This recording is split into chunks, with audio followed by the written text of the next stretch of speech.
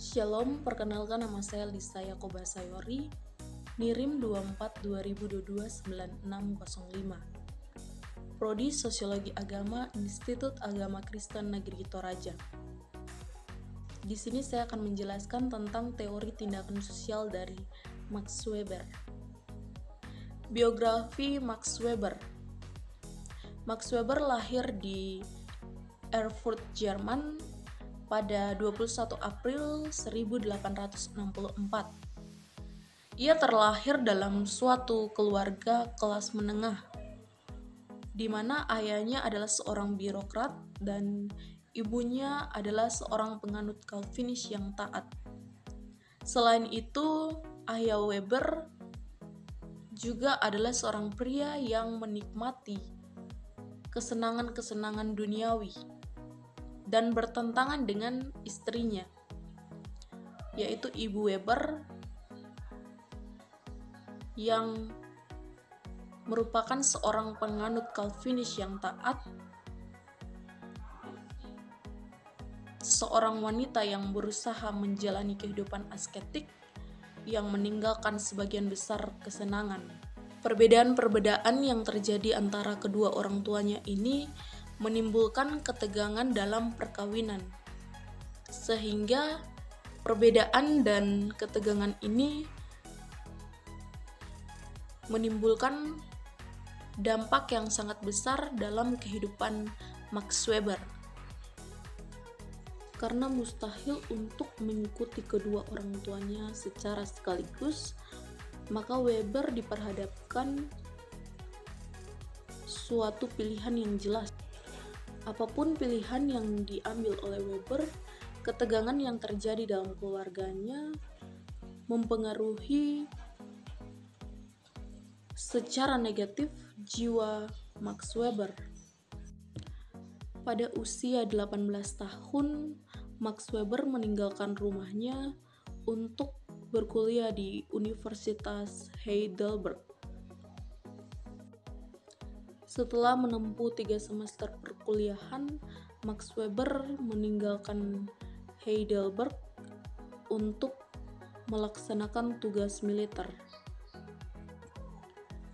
Pada tahun 1884, Max Weber kembali ke Berlin, ke rumah orang tuanya, dan melanjutkan studi di Universitas Berlin.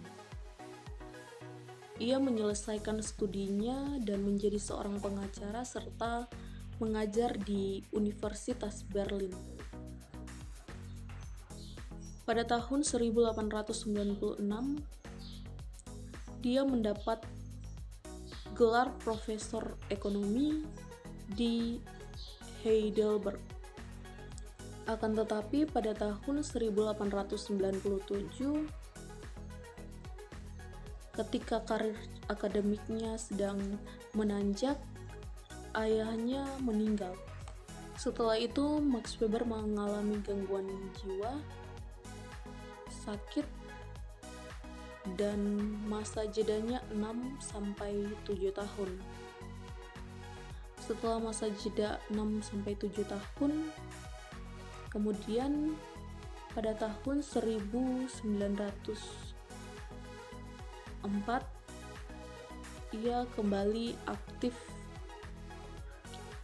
Kemudian pada tahun 1905 Max Weber menerbitkan karyanya yang paling terkenal, yaitu The Protestant Ethic and the Spirit of Capitalism, atau Etika Protestan dan Spirit Kapitalisme. Weber meninggal pada 14 Juni 1920 pada saat ia sedang mengerjakan karyanya yang paling penting, yaitu Economy and Society. Pentingnya pemikiran Weber. Weber adalah tokoh sosiologi radikal.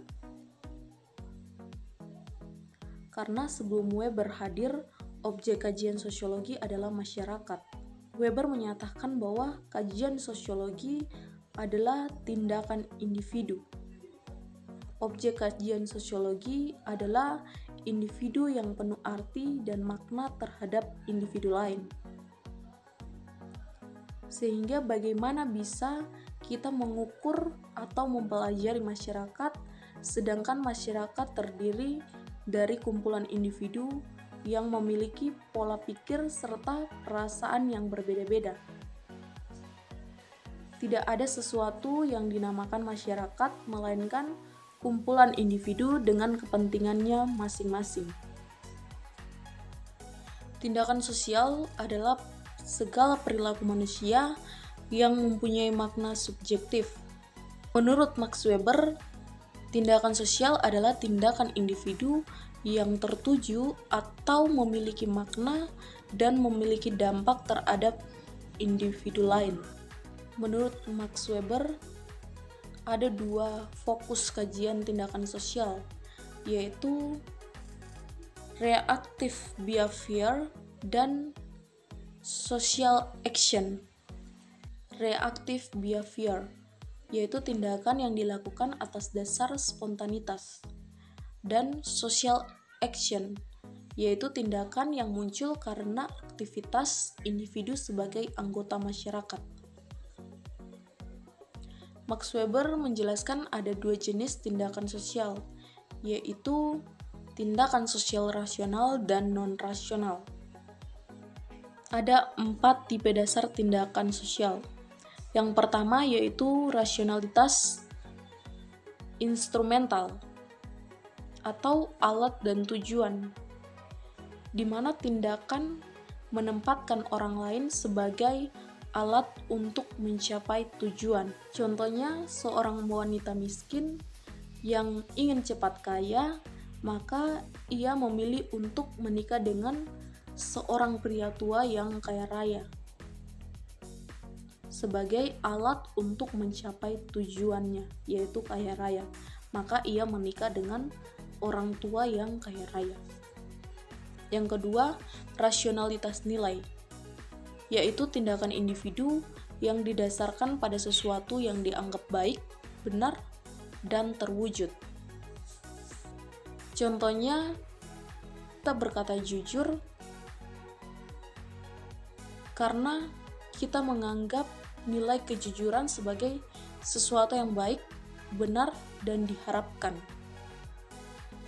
Contoh lain lagi, seperti saling memaafkan, karena di dalam agama diajarkan untuk saling memaafkan berdasarkan nilai-nilai agama. Rasionalitas nilai berdasarkan nilai-nilai agama. Yang ketiga, tindakan afektif, yaitu ditentukan oleh keadaan emosional atau perasaan. Contohnya, ketika kita ketakutan bertemu seseorang, maka rasa takut itu didasarkan pada rasionalitas afektif. Yang keempat, tindakan tradisional, yaitu tindakan individu yang didasarkan pada kebiasaan atau tradisi.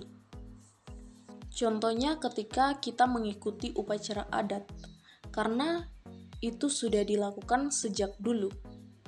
Itu sudah menjadi kebiasaan. Itu adalah contoh rasionalitas tradisional.